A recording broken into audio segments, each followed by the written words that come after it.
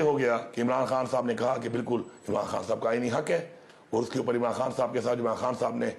एक कमेटी का बोला है, उनकी मुलाकात कराई जाए और कराई जाएगी। और जब भी मुलाकात हो जाएगी तो बजट में जो भी चीज़ इमरान खान चाहते हैं उसको इंक्लूड भी किया जा सकता है, उसको कॉर्पोरेट भी किया जा सकता है। वो हमारे पास बहैसियत हुकूमत और बहैसियत अक्सरियत पार्लियामेंट ये हमारे पास मौजूद है इख्तियार। लेकिन उसके बावजूद लगातार एक कैंपेन चलाई गई और फिर खान साहब का एक वाज़ेह बयान आ गया कि जी बजट को पेश करने से मैंने मना नहीं किया था, और बजट पास करने से पहले वही डिमांड की कि उस टीम को मुझसे मिलाया जाए, जो उनका हक है। और जाहिर बात है उनका विजन बजट में उनको दिखाकर हम इनपुट लेना हमारे पे फर्ज है। अब उसके बाद हमने वो आईनी अपनी जो मजबूरी थी, तकाजे थे, उनको पूरा करने के लिए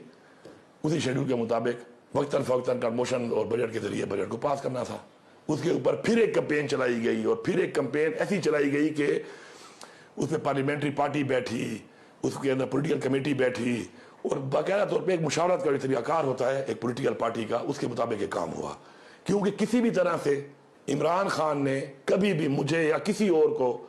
कोई ऐसे वाज़ेह तौर पर इंस्ट्रक्शंस या